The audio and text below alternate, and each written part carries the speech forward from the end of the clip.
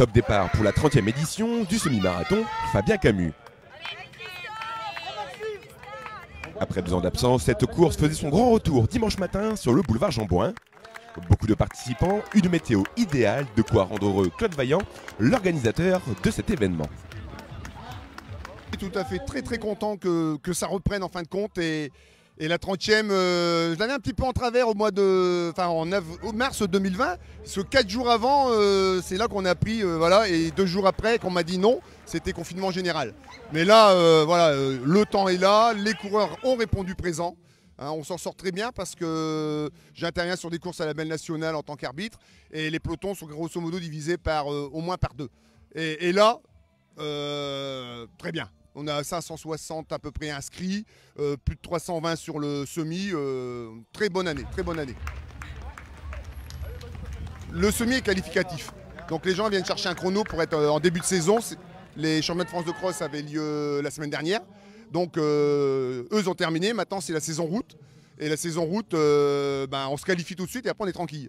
Donc là, c'est très opportun aujourd'hui. Une joie que partage forcément Hervé Camus, le président de l'association Fabien Camus.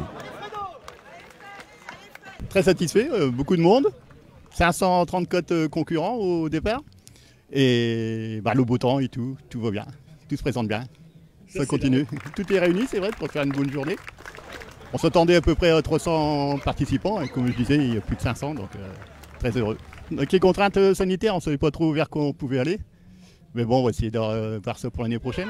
C'est Mathieu Michaud, licencié au club de Gauchy, qui va s'imposer sur le semi en 1h13 minutes et 20 secondes, bien encouragé par ses proches. C'est beau, la famille surtout, c'est ça qui est plus important. C'est mon terrain d'entraînement où j'avais pas le droit à l'erreur. C'est surtout ça. Donc ça aurait été dommage qu'un loco qui gagne, c'est toujours plaisir. Moi, je suis 2 à 3 fois par semaine dessus, donc je connais, j'ai encore repéré les lieux, c'était quand mercredi, donc je savais où les trajectoires. J'étais parti sur une 15, une 14, une 15 avec Simon. Et puis on a lancé le rythme, et puis j'ai gardé le rythme, et puis je me suis décroché. Quoi. Qualifié, c'est une 20, je suis master moi, je fais partie des vieux maintenant. Mais bon, même en senior, j'ai jamais fait de chrono comme ça. Ouais. Plus je vieillis, plus le chrono il tombe, donc c'est beau, je dis moi.